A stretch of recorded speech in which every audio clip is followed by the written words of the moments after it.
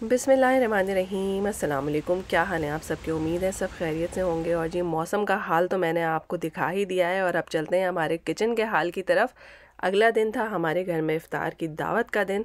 और आपको पता ही है, चाहे छोटी दावत हो, चाहे बड़ी दावत हो, चाहे इफ़्तार हो या ना हो, आपने एक दिन पहले से ही काम करना स्टार्ट करना होता है। तो जी ये है इंग्रेडिएंट्स की लिस्ट और मैं बनाने लगी हूँ यहाँ पर कबाब। और अगर इसी लिस्ट के अंदर जो है आप कच्चा पपीता शामिल कर देंगे तो आप बड़े ज़बरदस्त और मज़ेदार किस्म का जो है ना वो कीमा भी बना सकते हैं, उसमें गलावट होगी। लेकिन यहाँ पे जो है वो मैंने पपीता या कोई भी टेंडराइज़र इस्तेमाल नहीं किया है, क्योंकि अगर आप बहुत ज़्यादा इसमें पपीता या कोई ऐसी चीज़ डालें तो फिर कबाब को हैंडल करना मुश्किल हो जाता है। इनफैक्ट इसके अंदर मैंने जो है वो ब्रेड क्रम्स और अंडा भी शामिल किया है, ताकि बिल्कुल किसी किस्म का चांस ही ना रहे कि ये कबाब टूटेंगे। ठीक है। अगर आपका कीमा फ़ैट वाला नहीं है तो आप इसमें बटर ज़रूर शामिल करें। और कीमा पीसने के बाद जो है ना वो हाथ से मत मशीन को धोएं, क्योंकि आपका स्पंज भी गंदा हो जाता है और मशीन भी सही से साफ़ नहीं होती। तो मैं हमेशा कीमा पीसने के बाद इसके अंदर थोड़ा सा जो है वो डिश वॉशिंग लिक्विड डालती हूँ, गर्म पानी डालती हूँ और इसको चला देती हूँ। आप यकीन करें, पूरा ब्लेड और पूरा जो भी इसका जग होता है इतना अच्छा साफ़ सुथरा हो जाता है और आपका स्पंज भी गंदा नहीं होता। सबसे अच्छी टिप ये है कि कीमा जो है ना वो अच्छी तरह से धोने के बाद एक जाली में डाल के कम से कम 1 घंटे के लिए फ्रिज में रख दीजिए। उससे कीमा बड़ा अच्छा ड्राई हो जाता है और उसके बाद उसमें मसाले शामिल करेंगे ना आप, तो फिर आपका कीमा जो है ना वो बिल्कुल भी कबाब की सूरत में टूटेगा नहीं। अच्छा जी, जब आपने कीमा बना लिया और उसको अब थोड़ी देर के लिए मैंने फ्रिज में रख दिया है, और यहाँ पे मैंने काले चने जो हैं उनको भिगो दिया और इसमें मैं शामिल कर रही हूँ बेकिंग सोडा। बेकिंग सोडे के बग़ैर जो है ना आपने चने कभी भी नहीं भिगोने, वरना ये बिल्कुल अच्छी तरह से नहीं पकते हैं। मेरा तजुर्बा तो यही है। और जी जब तक चने भीग रहे हैं, यहाँ पे जो है वो मैंने कीमे के अंदर प्याज, हरी मिर्चें और अगर आपके पास हरा धनिया हो तो वो भी डाल दें, और अंडा डाल के इसको अच्छी अच्छी अच्छी तरह से मिक्स कर लीजिए। और मिक्स करने के बाद जो है अपने हाथ पे तेल लगाइए या पानी लगाइए और छोटे छोटे से बॉल्स बनाने स्टार्ट कर दीजिए, जिस साइज़ का भी आपको कबाब बनाने हैं। अब चूँकि ये इफ़्तार है और मुझे पता है कि यहाँ पे बड़े बड़े कबाब जो है ना वो ज़ाया होंगे, और मेरा जो नेक्स्ट डे का इफ़्तार था उसमें मेहमानों से ज़्यादा जो है, मतलब जो बड़े मेहमान हैं उनमें कम लोग थे और बच्चे माशाल्लाह बहुत ज़्यादा थे। तो मैंने सोचा कि कबाब का साइज़ ऐसा रखा जाए कि कोई आदमी चाहे तो 2 खा ले या 3 खा ले, लेकिन बड़े बड़े कबाब ना बनाए जाएं, वरना आपके पास आधे आधे या टूटे फूटे कबाबों का जो है वो एक ढेर बचेगा। और यकीन माने ये मेरे बहुत काम आया। तो मेरे पास है एक चॉपस्टिक, और आप देख लीजिए कि वो जो कोफ्ते से मैंने बनाए थे उसके अंदर मैंने चॉपस्टिक की मदद से होल किया। चॉपस्टिक को गीला कर लें हर दफ़ा ताकि आसानी से होल हो जाए, और इसको आप शैलो फ्राई कर लीजिए। बहुत आराम से शैलो फ्राई हो जाते हैं, देख लें कोई भी नहीं टूट रहा, और इनका साइज़ भी कितना रीज़नेबल है।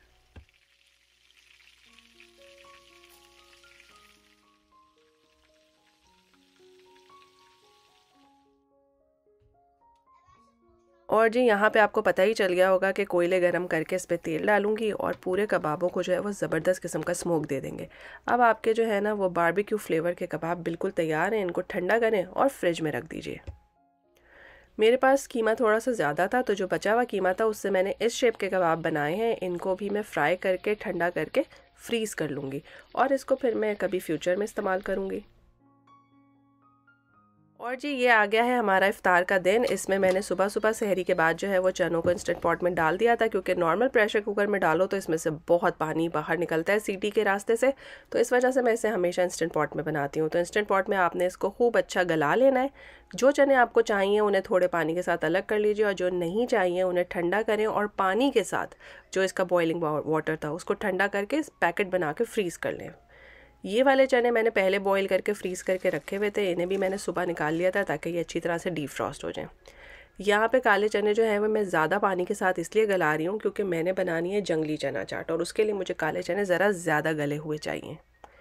तो आप देख लीजिए कि पानी खुश्क हो गया है और चने जो हैं वो अच्छी तरह से जो हैं वो गल गए हैं, लेकिन ऐसे नहीं गले हैं कि टूट के हाथ में ही आ रहे हों।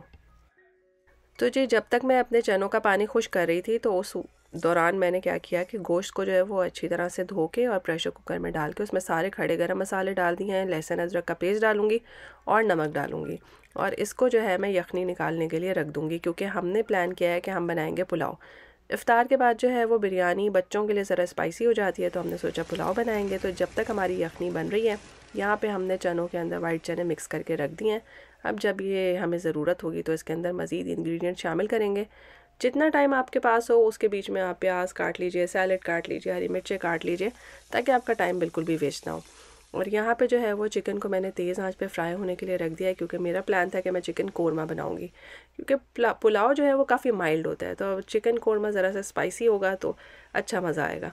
तो यहाँ पे मैंने थोड़े से जो है वो बादाम भी शामिल कर दिए हैं। कुछ लोग बादाम बॉईल करके बाद में डालते हैं, लेकिन अगर आप चिकन के साथ ही बादाम डाल दें तो वो अच्छी तरह से भुन भी जाते हैं और क्रिस्पी हो जाते हैं, और बाद में जब शोरबे के साथ पकते हैं तो सॉफ्ट भी हो जाते हैं। तो एक ही तीर से दो दो निशाने लग जाते हैं।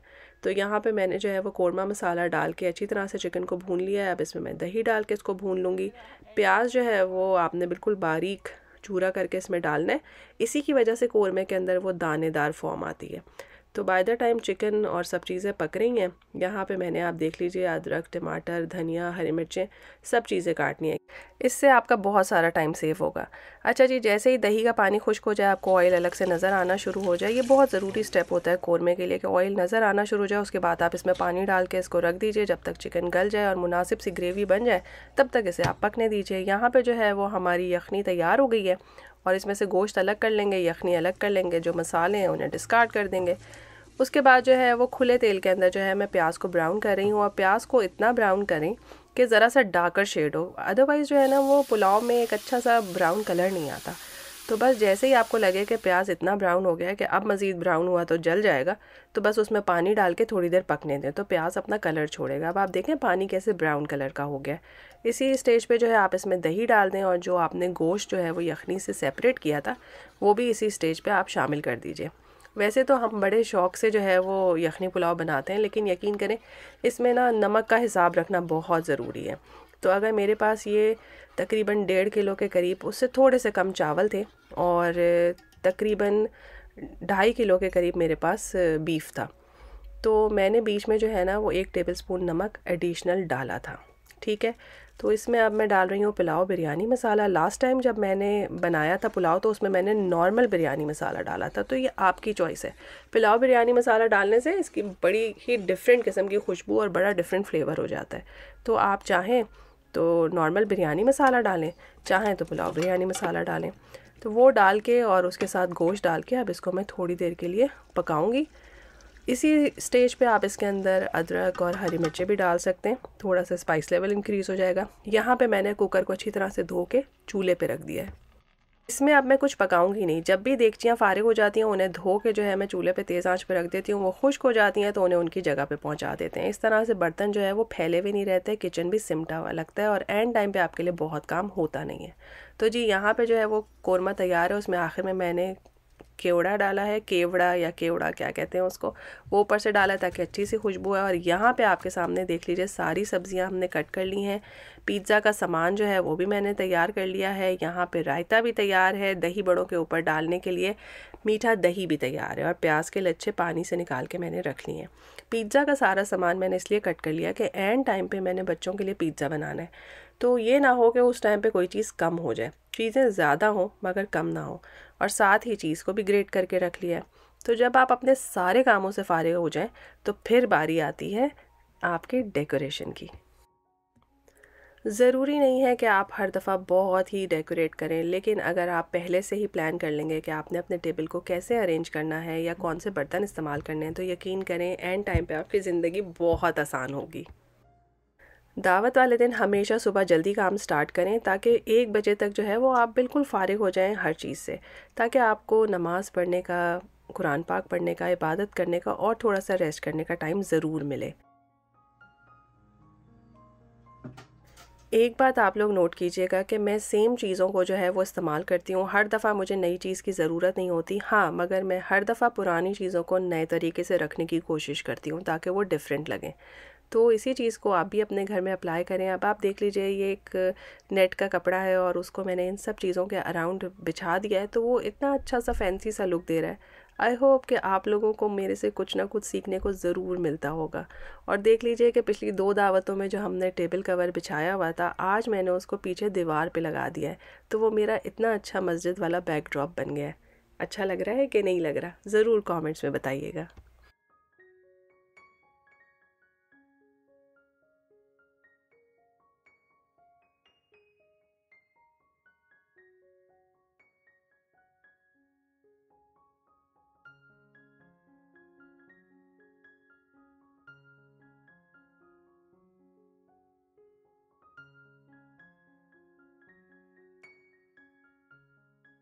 पार्टी छोटी हो या बड़ी हो, उसका मेन्यू हमेशा गेस्ट के हिसाब से डिसाइड किया करें। इस दफ़ा हमारे पास बहुत सारे माशाल्लाह बच्चे थे, तो हमने जो है वो डिस्पोजेबल बर्तनों का अरेंजमेंट किया ताकि बच्चों के लिए हैंडल करना आसान हो।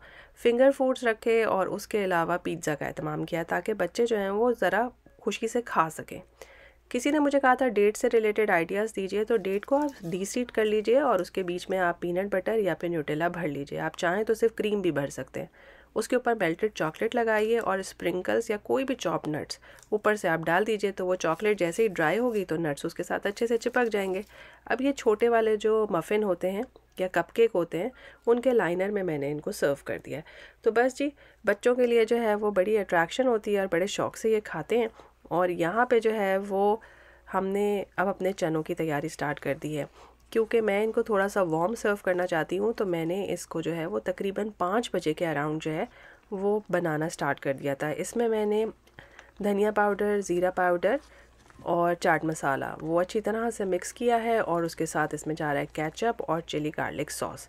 इन दोनों चीज़ों को अच्छी तरह से मिक्स करें। मेरी पिछली इफ्तार की दावत में जो पिछले साल मैंने शेयर की थी, उसमें ये जंगली चना चाट जो है वो बहुत मशहूर हुई थी, लोगों को बहुत पसंद आई थी। इनफैक्ट अभी तक जो है वो लोग मुझसे इसकी जो है वो रेसिपी लेते हैं।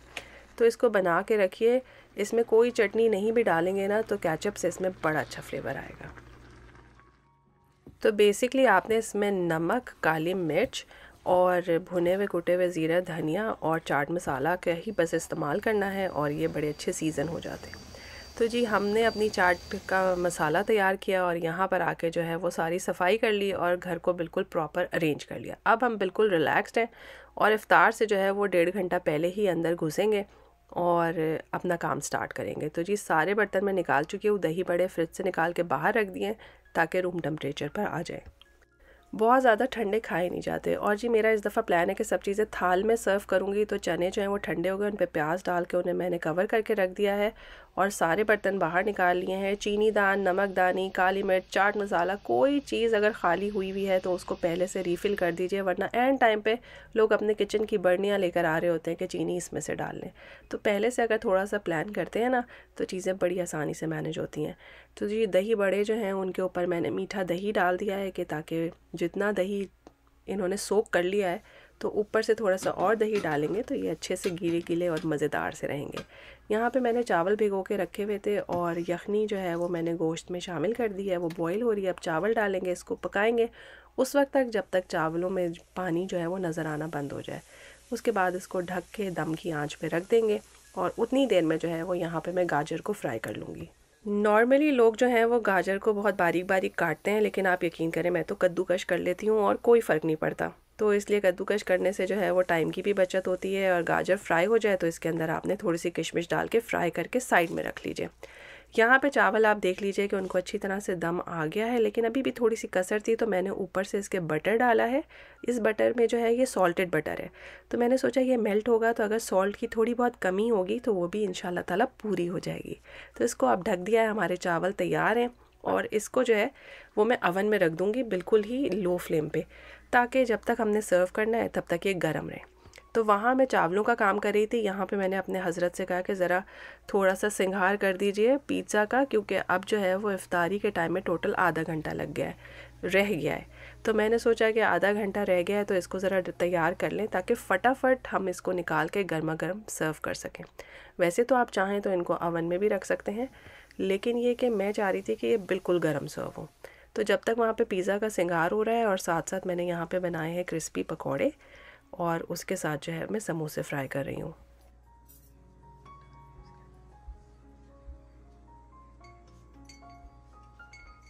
अपने साथ जो भी आपके घर में लोग हैं उन्हें काम असाइन करें। मैंने बच्चों को बताया हुआ था कि आप लोगों ने जो है वो सब चीज़ें प्लेट में लगानी है, बाबा से अपनी कैंडल्स जलवा के रखनी है। तो देख लीजिए कि भाई जहाँ जहाँ कैंडल्स हैं वहाँ पे बाबा से उन्होंने कैंडल जलवा ली। और मेरे मियाँ को लग रहा था कि मैं बहुत स्लो फ्राई कर रही हूँ क्योंकि मैं कढ़ाइयों में फ़्राई नहीं करती, तो उन्होंने जो है वो एयर फ्राई करने के लिए कुछ रख दिए रोल। लेकिन यकीन करें कि जब तक मैंने सारे रोल फ्राई कर लिए, बस वो 8 रोल जो है उस वक्त तक एयर फ्राई ही हो रहे थे। तो मुझे ऐसा लगा कि मैं एयर फ्राइड से ज़्यादा तेज़ काम करती हूँ, है ना। ख़वातीन की जो है ना वो पावर को अंडर एस्टिमेट नहीं करना चाहिए। जब उन्होंने डेडलाइन को मीट करना हो तो बड़ा भाग भाग के तेज़ तेज़ काम कर लेती हैं। तो जी, ज़बरदस्त किस्म का पिज़्ज़ा जो है वो हमने गर्मा गर्म निकाला।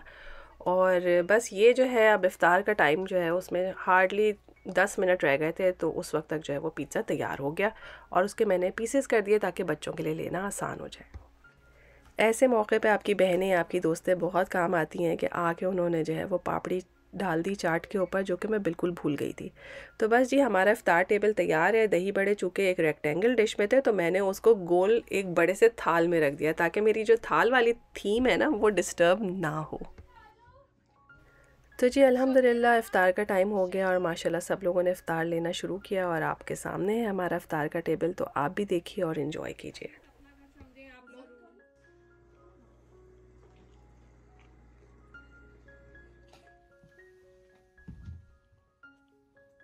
हुसैन साहब को जमात में जगह नहीं मिली, तो उन्होंने बिल्कुल पीछे ही अपना जाए नमाज़ बिछा लिया।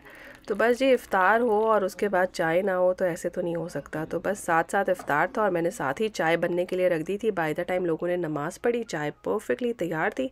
हमने चाय पी और चाय पीने के बाद जो है वो खाना सर्व कर दिया।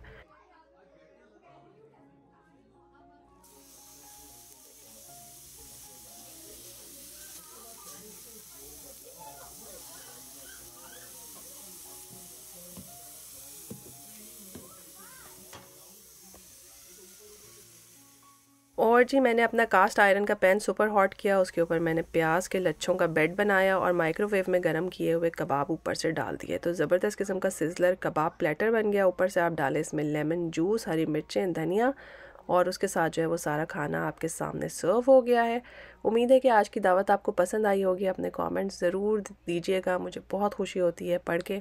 और इसके साथ हमने मीठे में सर्व की थी रसमलाई और आइसक्रीम, क्योंकि ये ऐसी चीज़ें हैं, मेरा ख़्याल है कि आपका बहुत भरा हुआ पेट भी हो तो कहीं ना कहीं अंदर जगह बना लेती हैं। तो जी आज के मैसेजेस जो हैं वो बड़े मज़ेदार हैं। पिछले 3-4 रोज़ों के मैसेज मैं आपको पढ़ के सुनाती हूँ। Thanks someone who has help you, यानी कि अपनी अम्मी, अपनी मेड, अपनी बहन, अपनी भाभी, अपनी बेगम, सबका शुक्रिया अदा कीजिए। अल्लाह ताला का ज़िक्र करते रहें। अपना ज़कातुल फ़ित्र जो है अभी से कैलकुलेट कर लें और हो सके तो अभी ही अदा कर दें। कोई कचरा अपने घर से बाहर भी नज़र आता है तो उसे साइड पे कर लीजिए, आपको इसका सवाब मिलेगा। कोई बुरी आदत है तो इस रमज़ान में छोड़ने का अहद कीजिए। और prepare iftar for your loved ones. अगर आप किसी के लिए खाना बनाते हैं, इफ़्तार बनाते हैं, इफ़्तारी करते हैं, तो बहुत अल्लाह ताला आपको इसका रिवॉर्ड देंगे। लोगों को आसानियाँ दीजिए, अल्लाह ताला आपको आसानी देंगे। फिर मिलेंगे एक नए व्लॉग में। अल्लाह हाफ़िज़।